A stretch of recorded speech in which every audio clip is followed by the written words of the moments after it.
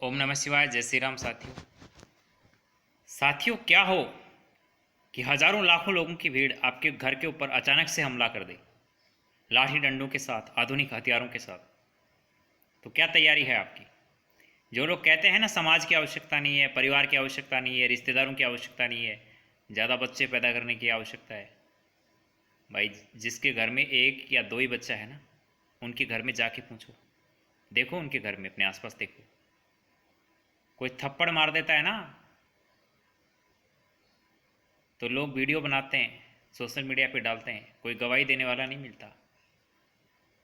वरना जिसके घर में 10 बेटे होंगे उसके भाई को कोई थप्पड़ मार के दिखाए, जाके घर में घुस के कचूमर निकाल देंगे उसका। इसलिए ज़रूरी है ज़्यादा संतानें, इसलिए ज़रूरी है समाज, इसलिए ज़्यादा ज़रूरी है परिवार। ये मत कहना कि कानून है, पुलिस है सुरक्षा के लिए। कुछ नहीं है भाई। कितनी है पुलिस वाले?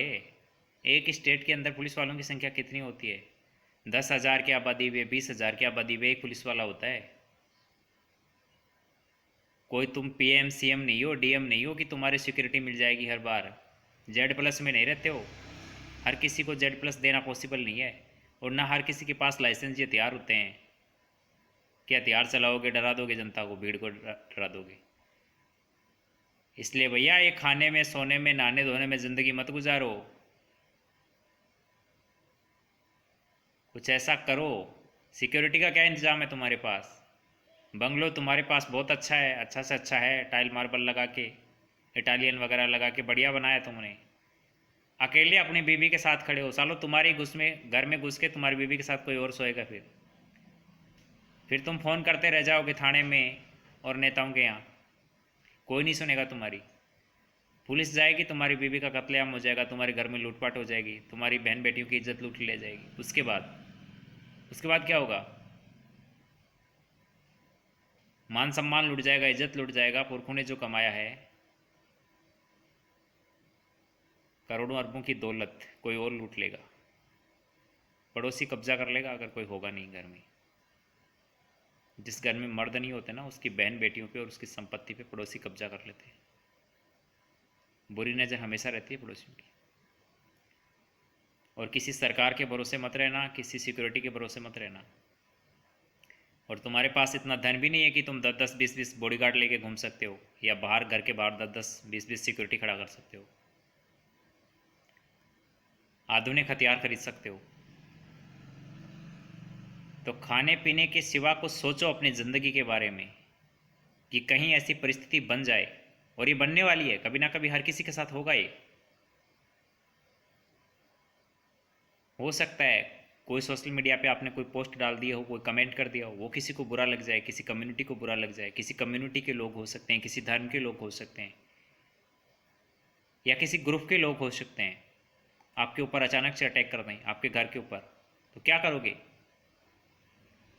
उस समय आपकी क्या तैयारी है? देखो, भीड़ की कोई पहचान नहीं होती, कुछ नहीं कर पाओगे आप।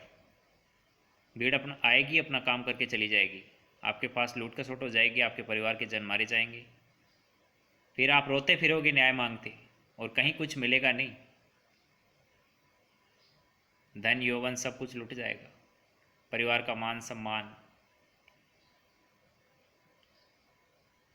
तो साथियों, बच्चे पैदा करो, अपने घर में मर्द पैदा करो। 10-12 बच्चे पैदा करो कम से कम।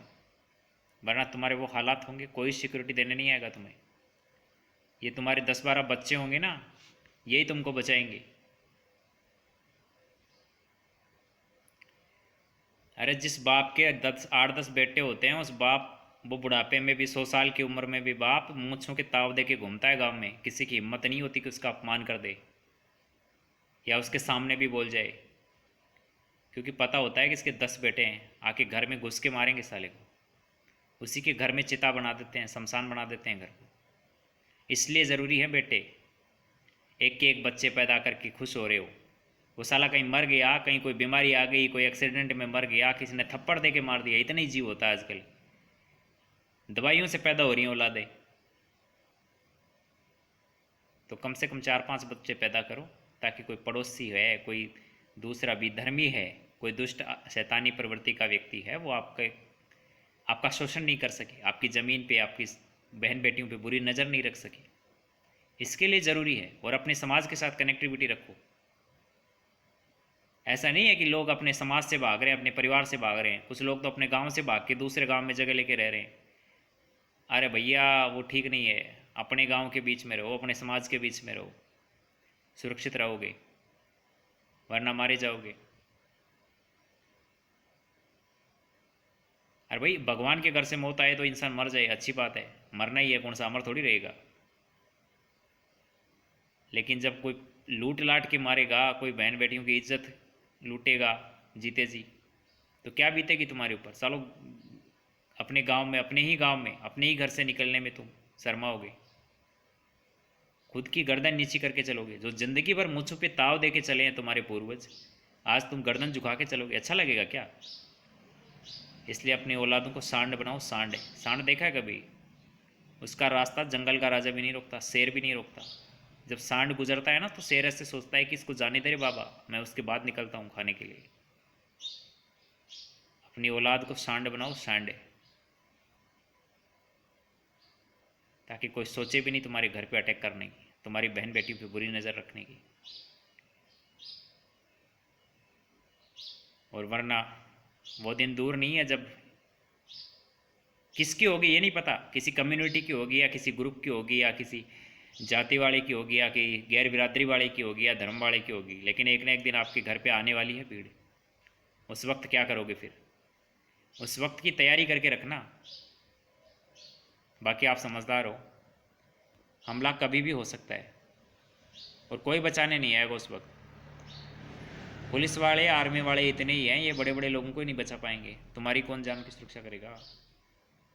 आर्मी तो इतनी है, एमएलए एमपीज को सिक्योरिटी दे देगी भैया। एनएसजी कमांडो कितने हैं देश के अंदर? वो तो मंत्री संतरियों को ही नहीं दे पाएंगे, तुम्हारे को कहाँ से देंगे सिक्योरिटी। और पुलिस वाले तो बड़े बड़े लोगों को, गांव के 10-20 लोगों को सिक्योरिटी मिल जाएगी ज़्यादा से ज़्यादा।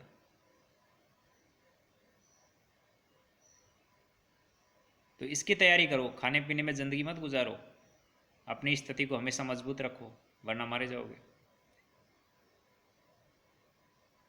धन्यवाद। जय हिंद, जय भारत।